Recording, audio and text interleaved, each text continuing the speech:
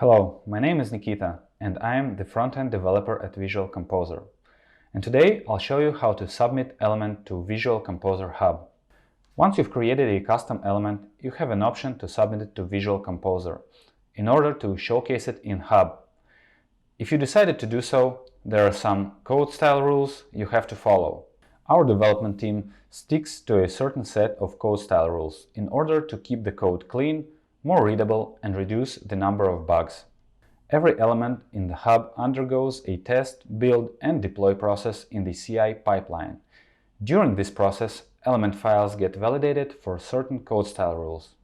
Thus, the submitted element has to match all of these rules.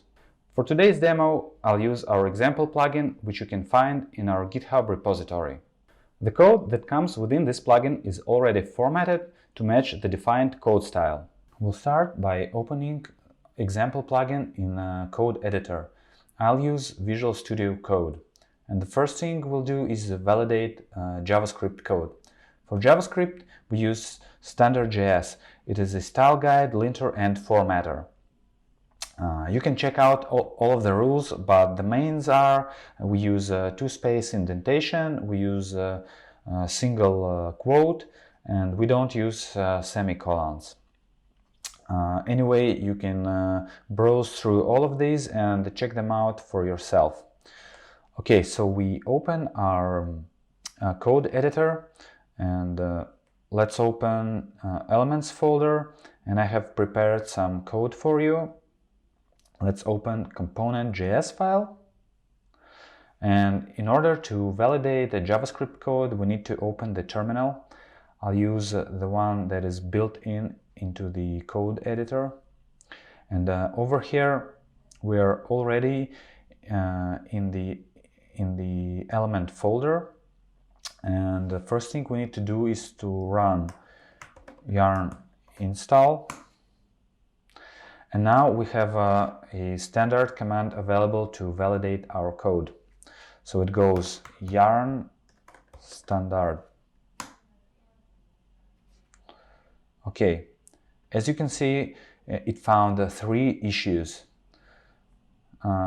It specifies the line in the file and provides a small description. So on line 5 we have an extra semicolon. We don't use it, so we can just remove it, save file, and now if we run this command again, it shows that only 2 are left. But in this case we had only 3 issues, but imagine if you have like a lot of them. In order to fix all of these issues automatically, there is a command called yarn standard -- fix. If we run it,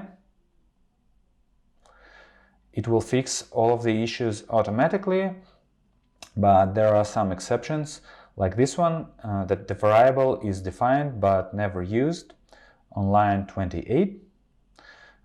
So we have to remove it manually. So since we don't use this variable, we can just remove it. That's it. Now if we run yarn standard again, okay, it successfully ran the command and no issues found. Alright, so now I will show you how to set up a visual aid for the Visual Studio Code editor. So in order to set up a visual aid, we're going to need to download the special plugin. The Standard.js provides plugins for various code style editors. In our case, we will use this one. So it's called Standard.js JavaScript Standard Style. We will just copy paste the name of the plugin. Let's get back to our editor. Here we press the extensions button and just paste it. And here it is, first one. We click install button. Okay, now it's ready. It's going to validate our code, but first thing we need to disable default JavaScript code validation. So in order to do this, we have to go to Preferences, Settings. Here in the settings we type JavaScript validation, and we need to disable default JavaScript validation. But we need to click on this workspace button in order to disable it only for this project. So now we've disabled it. If we return to our code, currently it doesn't highlight anything because our code is correct, but if we add, for example, semicolon, as you can see, it instantly highlights the issue, and if you hover over it, it will show you that it is extra semicolon. So we can remove it, and that's it for JavaScript validation. Next, I'll show you how to validate PHP code style. For the PHP, we use PSR2 coding style. It also has various code style rules that you can check out on their website. The one of them is we use 4 spaces for indentation. So let's open the code editor and we will open our PHP file. And as you can see, each element folder have this CI folder in it, which contains all the rules inside this ruleset.xml file. So to validate this PHP file, we need to run this command. Okay, and as you can see, it also highlights the issues, and it shows the line where this issue occurs, and it provides a small description. So the first one is on line 61, it's over here. Opening brace should be on a new line, so like so. Save. Next on line 75, wrong indentation, so let's fix that. Save. Run it again. Okay, it shows white space found at the end of the line on line 61.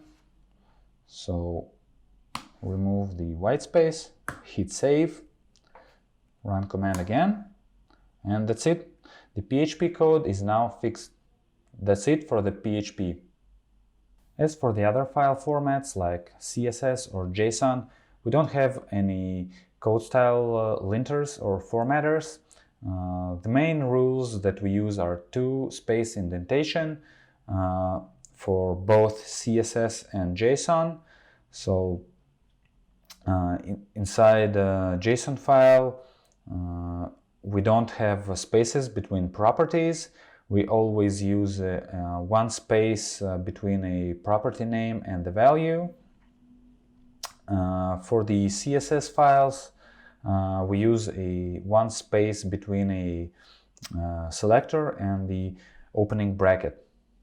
So you can always use our example plugin as a point of reference, and also you can check the existing Visual Composer elements at our GitHub repo. When you're happy with your element, please upload all the files to the GitHub repository. You can use our element boilerplate as a reference. Once done, please share a link to your GitHub repository in our Slack channel or send it to our support team. After element submission, our development team will carefully review the code and include your element into the hub to run tests against it. If any errors will be found, we will provide you with a descriptive list of things that needs to be fixed. After that, the submission process has to be repeated.